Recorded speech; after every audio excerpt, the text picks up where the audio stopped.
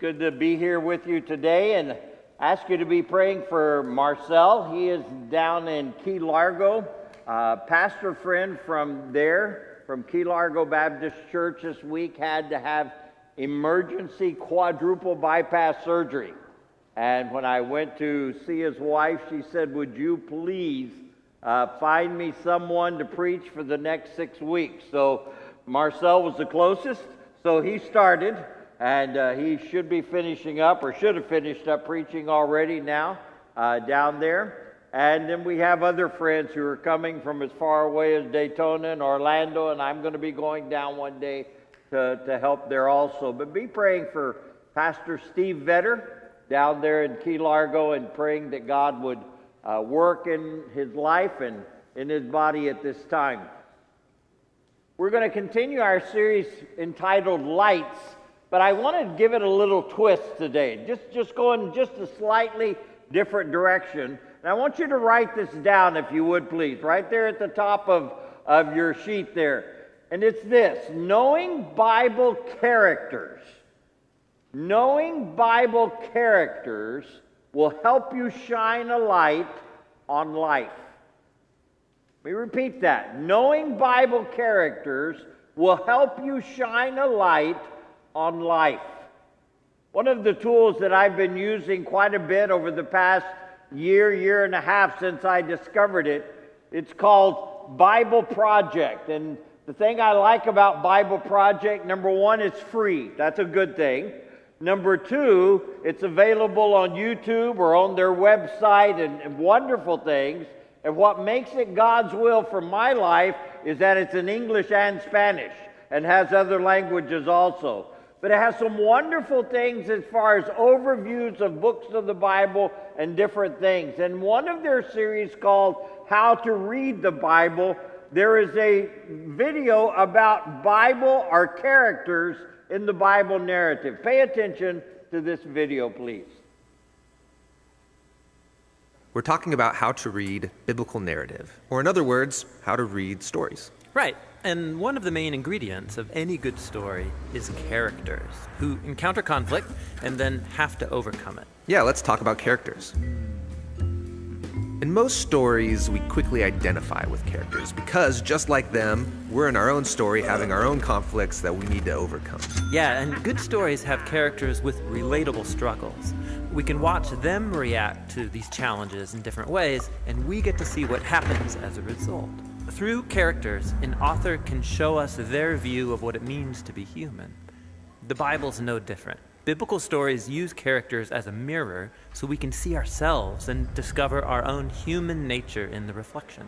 The thing about characters in the Bible is that they can be hard to relate to. I mean, often there's very little detail given about them. Yeah, biblical authors develop characters differently than modern narratives. They prefer to communicate a lot through minimal detail. For example, we rarely hear what people look like in the Bible, but when we do, it's crucially important for the story. Like we're told that Saul is tall and David was kind of a runt. And these become images of their moral character. Saul's height matches his love of status and power to impose authority, while David humbly accepts his low status and allows God to exalt and deliver him. So people's physical appearances are symbolic. Yeah, very often. Like Esau's hairy body fits his animal-like behavior, and Jacob's smooth skin matches his deceptive, slippery nature.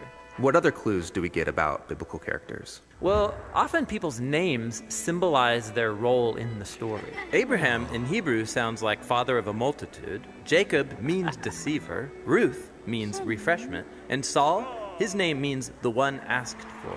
He's the flawed king that the people requested. So by packing all this meaning with very little detail, biblical stories can do a lot in a little space. And they even leave out things that modern readers want to know about these characters. Like they rarely come out and tell us people's thoughts or motives. Right, like when Moses saw an Egyptian beating an Israelite, he kills him on the spot. But why? Was this righteous anger, or did he just lose his cool? And was it okay with God that he did it? Yeah, we're not told. Because biblical authors usually avoid giving moral commentary. They would rather have a character's words and actions reveal their motives and then leave us to judge their behavior by seeing the consequences. So in the case of Moses, this murder's the beginning of a pattern of his anger getting the best of him with bad results. This choice forces him to run and hide in the desert for 40 years. So it was a bad thing. But he does meet his wife out there, so it's a good thing? Exactly. It forces you to ponder. Through all these techniques, the biblical narrators keep their stories compact, memorable, but also engaging. But seriously, was Moses being good or bad? Right? Like in classic stories, there's always a good guy and a bad guy, some admirable hero who faces off against some horrible villain.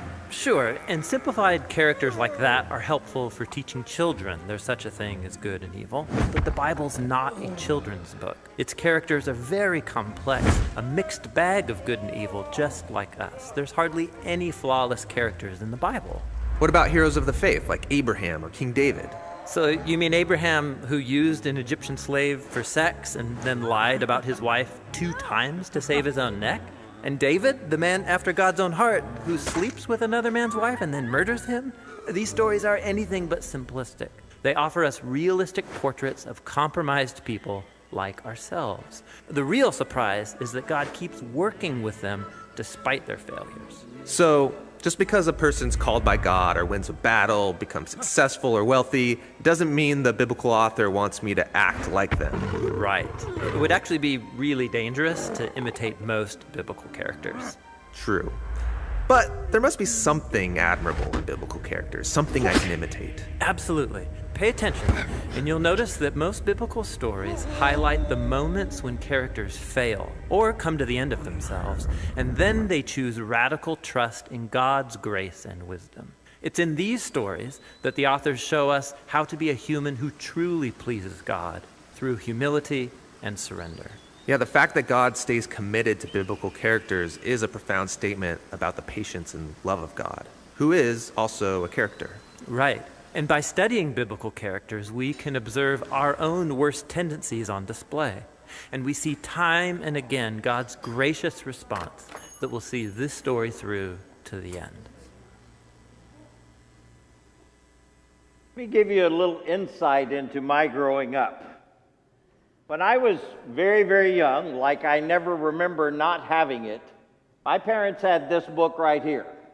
And it is literally this book, Eggemeyer's Bible Story Book. And I grew up with them reading these stories to us. Now, I'll be 67 here in a couple of weeks, and this book is that old too, and I had to tape it all up this morning just to be able to show it to you. But in it, it just has Bible story after Bible story, very little drawing, just occasional things to kind of keep you going, but it was telling the stories of the biblical characters. My dad in his office had a set of novels, graphic novels. I thought they were comic books, just had the Bible, and it had the entire Bible, literally from beginning to end, all in comic books.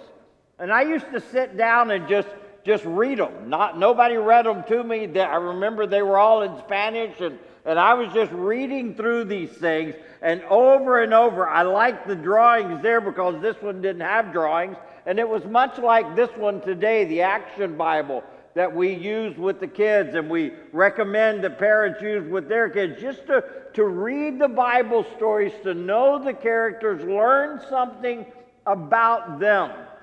And then every Sunday, in Sunday school, my dad had written up 100 lessons. They only had like 5 pictures, 6 sometimes pictures, but it went through the entire Old Testament. Usually took us 2 years and 3 months, or 2 years and 4 months because of Christmas and other things. And at the end of that, we would go back and start again. Why?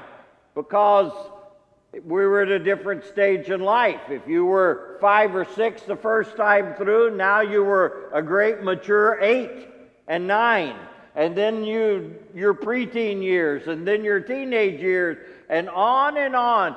But the Bible characters were stressed in my growing up.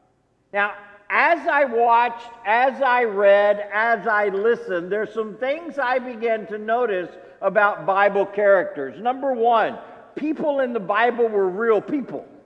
These weren't just made up. This was not novels that were just written about it and made up characters. No, these were real people.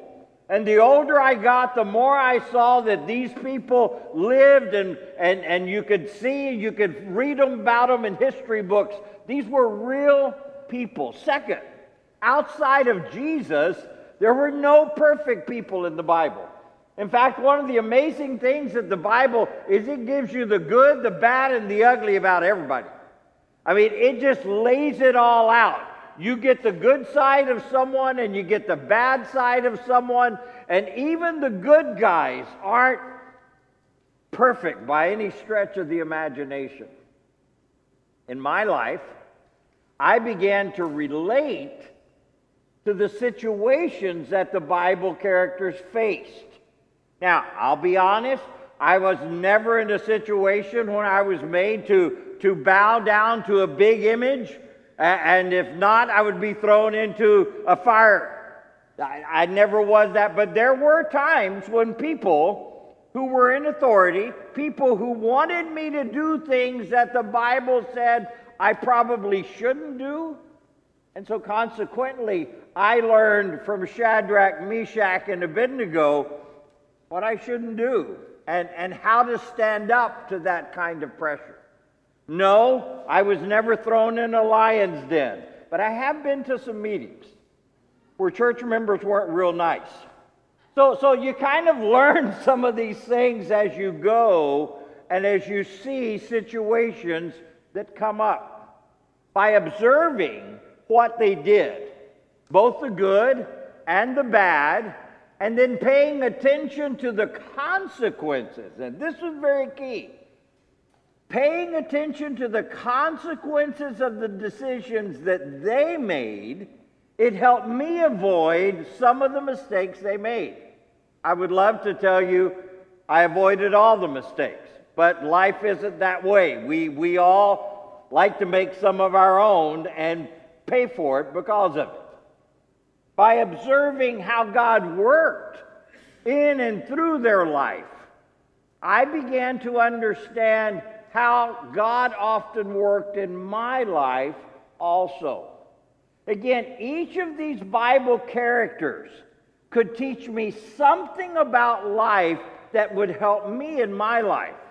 One of the verses that always drove this home to me was in 1 Corinthians 10. But before that, you have a list there of 50 characters. Look at those characters. Look at that list of characters that you have.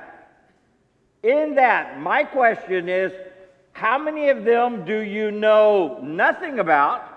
How many of you do you know a little bit about? How many of you do you know a lot about? See, these are people you should know because they have lessons in their life to teach you. And you go, but Russell, they lived so long ago. How could I possibly relate to what was happening to them 2,000 years ago, 3,000 years ago? Well, again, 1 Corinthians chapter 10 and verse 11 says, these things happened to them as examples for us. Now, the context of this is the children of Israel and the things that they did when they were in the wilderness, the things they did right, the things they did wrong. It said all these things happened as examples to us. They were written down to warn us who live at the end of the age. That's now. Those things that happened to the children of Israel, the decisions they made, the things that happened before them, the things that happened to the prophets afterward, the times that they were sent to exile, the time that they came back and rebuilt, the things that happened in the New Testament, all of these Bible characters, God wrote these things down to help us, to warn us on how we should live, what we should do, and what we should not do in our life. I want to talk to you today about someone that I'm studying, and it's Ezekiel. Now, he didn't even make the top 50. He's not on that list. This is somebody else. Now, that right there tells you something. This is somebody else. But that's who I'm studying right now. I'm going through the book of Ezekiel on my own. And as I've been going through, someone that I did not know a whole lot about, to be honest, I am learning some amazing things that shine a light on my life today. So I just want to share with you the light I'm receiving. Maybe it will shine a light on your light too. In Ezekiel chapter 1, verse 1, it says, "On July 31st, on my 30th year, while I was with the Judean exiles beside the Kibar River in Babylon, the heavens were opened and I saw visions of God. This happened during the 5th year of King Jehoiakim's captivity. The Lord gave this message to Ezekiel, son of Buzi, a priest, beside the Kibar River in the land of the Babylonians, and he felt the hand of the Lord take hold of him." Now, Ezekiel was the son of a priest. And back in those days, a son of a priest was in the line to become a priest. In fact, he had trained to be a priest. Up until he was 25, he had been in Jerusalem in training to be a priest to serve in the temple. Some people believe he trained under Jeremiah, or at the very least, beside Jeremiah. Some believe he had contact with Daniel at that point. And then we see that all of a sudden life changed because King Nebuchadnezzar came into town and he took down a lot of the things that were going and took a whole bunch of the leading people away into Babylon. At 30. That would have been the day, that would have been the year, that would have been the moment that he would have begun to serve in the temple. And that was a privilege. That wasn't something just anybody got to do. That would have been where he was headed. But instead, he spent his 30th birthday on the banks of a river, or maybe it was even a canal in one of the suburbs of Babylon. Far, far from the temple. Now, this was not where Ezekiel had hoped to be. This is not where Ezekiel wanted to be at this point in his life. But the amazing thing is that God met him right there. So I want you to write down this first light. Light number 1. At times, I am not where I hoped to be or want to be. But God is never far and is willing to meet me wherever I am. Have you had plans that just haven't worked out the way you thought? Maybe you studied something in school, and by the end of school, by the end of it, that you got your degree, you're all ready to go, and then you find out that job's not even around anymore. Anybody have that happen? You studied one thing, and maybe you still haven't been able to get a job in the field you studied. Maybe you thought at this stage in life you would be in a relationship or settle down or have a family or have children. There was something in your 10-year plan, which I think God laughs at a lot of times. In our 10-year plan, you had this all planned out. I look back at my plan at 16, and I want you to know that the reality at 67 is a lot different than what I thought at 16. But I will add this. It's a whole lot better than I had planned. Now here's the deal. Sometime in the middle of our disappointment, we're preparing for that thing, and it's just not there anymore. But God is willing to meet you right there. Right there. I don't know how many times I heard my dad say, and my mom says, I never imagined I would be in this situation. I never thought we would be here.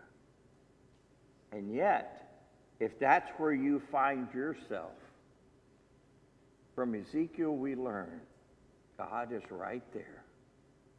And he'll meet you right there.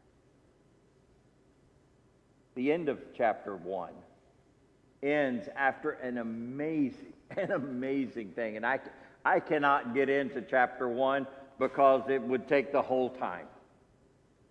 Chapter 1, verse 28 says, all around him was a glowing halo like a rainbow shining in the clouds on a rainy day. That is what the glory of the Lord looked like to me. Now he's described the throne of God. When I saw it, I fell face down on the ground and I heard someone's voice speaking to me. Ezekiel's description of the throne of God is amazing. And there are elements of it that are similar to things that you see in Isaiah and things that you see later on in the book of Revelation. There are some similarities, and it's a great study to take what they saw here and what they saw there and what they saw here and try to put it all together. And when you put it all together, it will blow your mind. But here's some things. Here's some elements that caught my attention. It's by no means an exhaustive, but this is what jumped out at me. It tells us that the creatures moved completely in sync with the Spirit. Verses 12 and 20, whatever the Spirit said, the creatures that were all involved in the throne, it was like he thought it, they did it. In fact, it says that they darted. They responded quickly to whatever the Spirit wished them to do or wherever he wanted them to go. Wherever it was always forward. It was never backwards. Wherever he said, it was forward in that direction. God's throne is not a sedentary or a fixed thing. It says it's on wheels and it's revved up to move. God is not still. You may think God is kind of slowed down. You may think because of things in your life that God's maybe not doing anything. I guarantee you, God is revved up and moving. You just may not be looking in the right direction. At the center of all the splendor, at the center of everything that was going on, was a pre-incarnate manifestation of the Son of God himself. And when he saw all of this and he saw the splendor, he said it was like a rainbow after a rain. And he looked at it all and it said he fell down, face down on the ground. That was a position of complete surrender to someone that was much, much, much greater than him. Sandy Adams, a pastor that I listened to, when he was teaching on this, he made this statement. He said, before Ezekiel was given a ministry for God, he was given a vision of God. Would you write this down? Light number 2. Before I can do anything great for God, I must get to know the great God. I must get to know the great God. Sometimes we want to do so much that we forget that the number one thing God wants is that we know him. That's what he wants. I've told you before, Chip Ingram's book, The Real God, has been a tremendous help to me in that area. Every day, after every chapter or every passage that I read in Scripture, there's one question I ask myself. What does this passage teach me about God?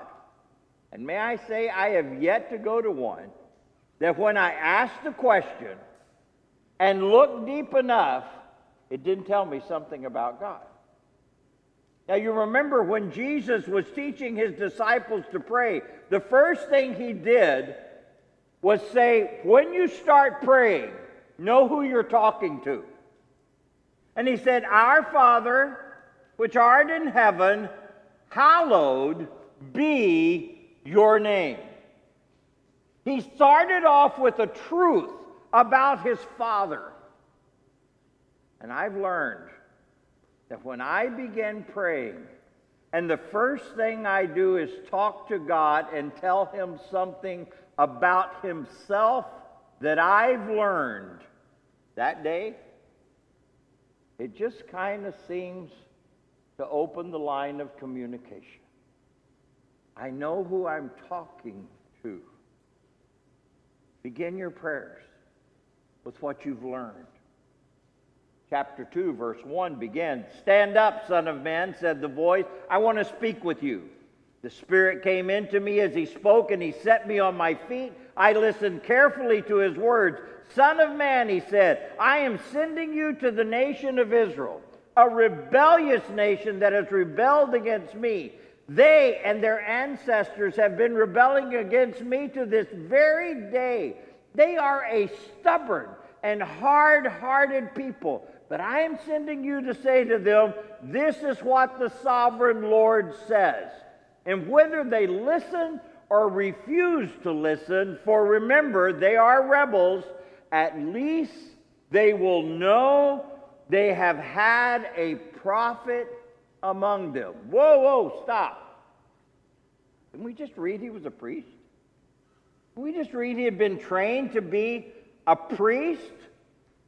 Yeah, but God stepped into Ezekiel's life and changed his focus, changed his vocation, changed his ministry from being a priest to a prophet.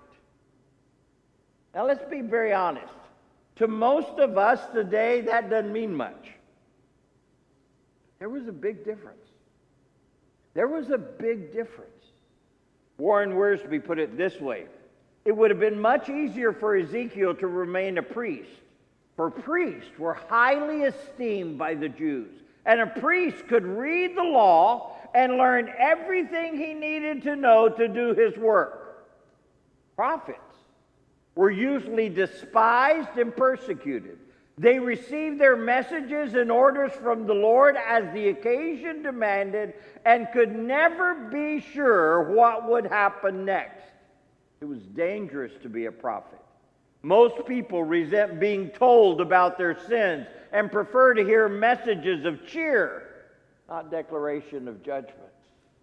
And when you read through the Bible, you see that God not only did this to Ezekiel, he did the same thing to Jeremiah. He did the same thing to Zechariah. He did the same thing to John the Baptist. They were headed in one direction, and God said, no, I need you to do this. Write this down. Light number 3. God has the right to change my focus, ministry, location, or vocation. The most important thing is that I listen to him and tell others what he has said.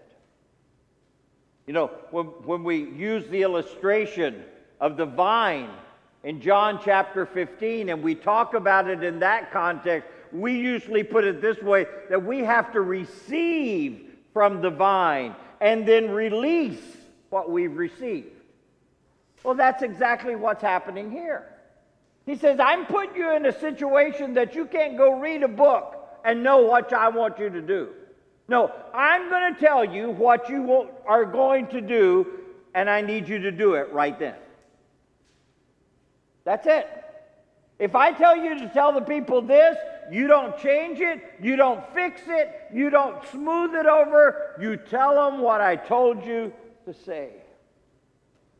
I think it's very interesting that Jesus, when he was here, he made the statement, he said, I never say anything that my Father hasn't told me to say.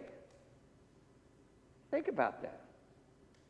How many times have you and I said things that God really didn't ask us to say. Well, we thought, we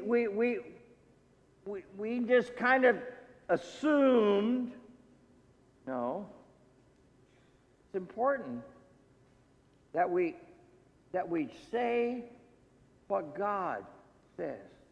In fact, Peter said, if any of you speak, let him speak the oracles of God, the words of God, not just the word, capital W, singular, Bible, no, the words of God. In other words, what God has specifically told you to say for the moment, say it. And if not, be quiet. Wow. When you get to chapter 3, and you get up to verse 22 at the end of the chapter, it says, then the Lord took hold of me and said, get up and go out into the valley, and I will speak to you there. So I got up and went. And there I saw the glory of the Lord, just as I had seen in my first vision by the Kibar River, and I fell face down on the ground. In other words, some time had gone by. Now I want to take you out here. I want you to do it, and I'm going to show you, I'm going to remind you of the glory of God.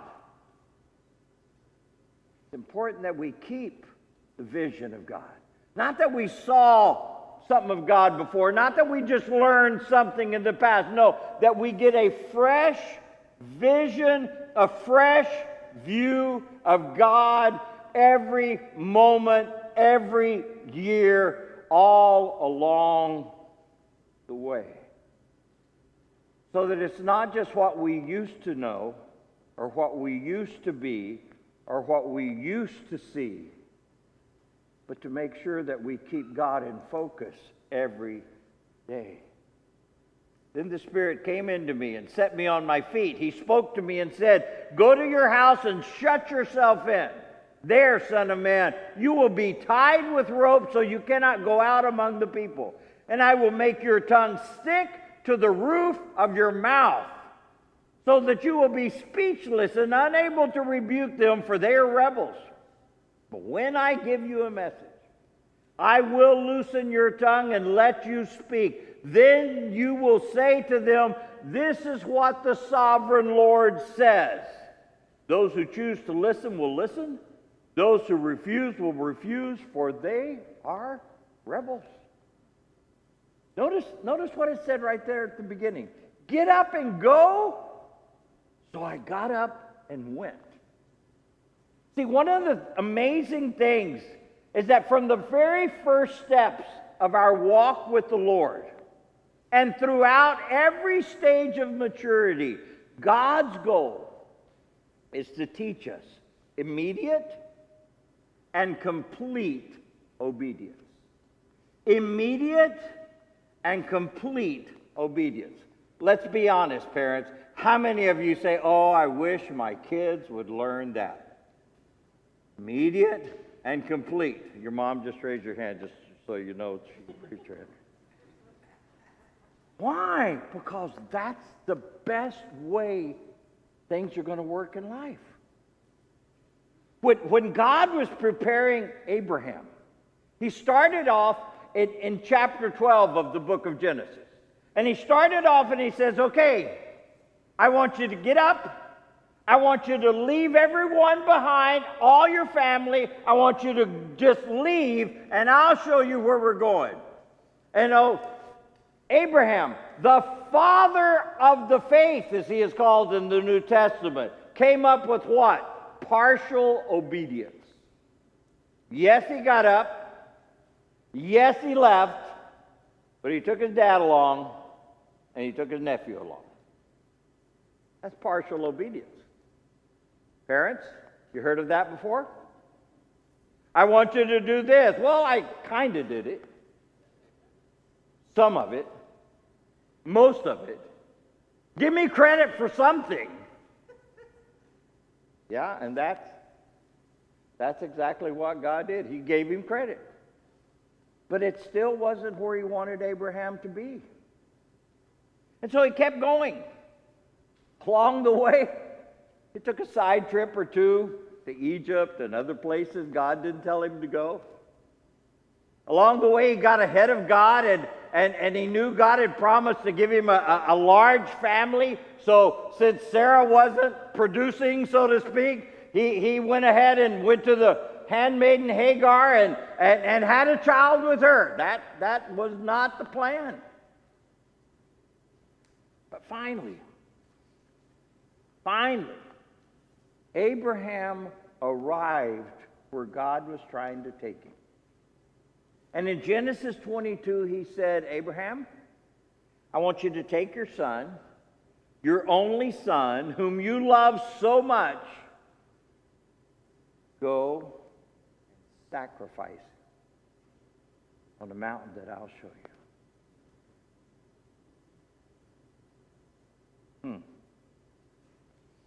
The next verse.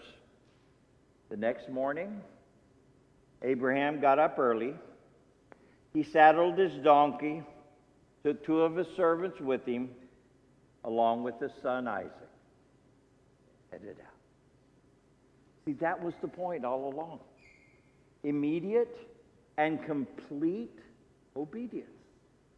In fact, it tells us in the book of Hebrews later that Abraham had learned and figured out if God told him to sacrifice him, he believed so much what God had said he was going to do through Isaac that he assumed that God would raise him up from the dead or give him another one. But he knew to trust what God had said. Then, when Abraham had the knife, was going to kill the son, who I firmly believe voluntarily got up and laid down as a sacrifice, because I cannot believe that a 116-year-old guy outran a 16-year-old guy to catch him and force him up there. And when he went to sacrifice, he said, stop, because you have obeyed me and have not withheld even your son, I will bless you. We see this repeated time and time again in the life of Ezekiel. God called Ezekiel to do what some call action sermons. In other words, Ezekiel, my prophets have been telling these people things for such a long time, they're not listening. I want you to act it out. I want you to lay down on your side for 390 days. Can you imagine the pain?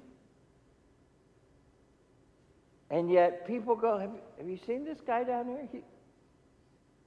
He's been laying there 360 days. Why is he doing that? Well, someone said it was one day for every year that the children of Israel haven't followed God. Oh, wow. I want you to take this thing and want you to cut it up, and I want you to shave yourself in your head with a sword. Not a cool thing, but just want you to do this, an action sermon. With each action sermon, God used Ezekiel to get across key messages to his people. Write this down. Light number 4. When God can count on my immediate and complete obedience, my life becomes his message. When he can count on me to do exactly what he tells me, no matter what it is, my life becomes the message. Sandy Adams said in the Gospels, Jesus spoke in parables, but Ezekiel lived in parables. You go to chapter 3 and you see that Ezekiel is told to be silent, and yet his silence spoke loudly. In Ezekiel 4, God used his pain and suffering to describe the pain and suffering of others. He even used tragedy. When you get to chapter 24, you see God says to Ezekiel, he said it this morning, tonight Your wife is going to die. Tomorrow, I want you to bury her with no funeral, no crying, no moaning, no groaning, and keep moving. What? I'm going to be honest with you. I struggle with that passage. You won't, what? You're going to take my wife tonight? I mean, we don't even get a vacation ahead of time. We don't get to plan. You're taking her tonight, and then I am not even to mourn her? I'm just supposed to go on like everything is normal? And God says, that's pretty much what's happened with Israel, my bride.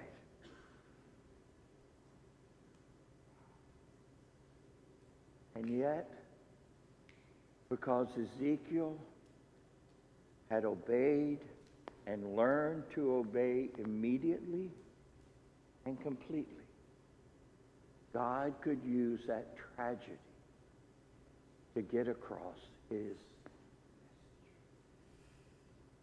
Everything in our life is a canvas on which God can display his glory for others, even the trials, difficult times. Throughout the book of Ezekiel, you find this phrase, by this they will know that I am the Lord. By this they will know. I wonder if people can look at our life and by this they will know that he is the Lord God. Matthew 5:16 says, let your light so shine before men that they may see your good works and glorify your Father which is in heaven. Can I ask you a question? Which of these lights shines on a reality maybe in your life today? Would you do something with me? Read light number 1 with me, okay? Ready? Here we go. At times, I am not where I hope to be or want to be, but God is never far and is willing to meet me wherever I am. Where are you right now? Did you imagine being here? Did you plan on being here? Did you think you'd be here? Do you enjoy being there? No, no, no. Well, let me tell you something. God is right there. God is right there with you. And he's willing to meet with you right there. He's willing to show you who he really is that moment. Light number 2. Read it with me, please. Before I can do anything great for God, I must get to know the great God. What are you doing to know God? Well, I come to church. Trust me, that's not enough. There is no way that just coming to church is going to do that. There's so much to know about here. There's so many things. It's something that you have to devote yourself for a lifetime. And may I say, the more you know him, the more you realize you didn't really know him at all. And yet, you learn something new. And it's so good. It's so encouraging. As Tony said this morning in the prayer, it restores our soul when we get to know God better. Light number 3. Read it with me. God has the right to change my focus, ministry, location, or vocation. The most important thing is that I listen to him and tell others what he has said. Do you get the feeling, I was going fine, now God wants this? He has a right. I was healthy and then I got this call from the doctor and now I'm not? He has the right. I got fired. I got laid off. For no good reason. God has the right. I was not expecting this. God has the right. You just listen to him and tell others what he said. Light number 4. Say it with me. When God can count on my immediate and complete obedience, my life becomes his message. Think about it. By this, they will know that I am the Lord. Have you gotten to that point in your life where when you do something, people know, wow, that was God. Look what God did. Have you gotten there? Would you bow your heads for a second?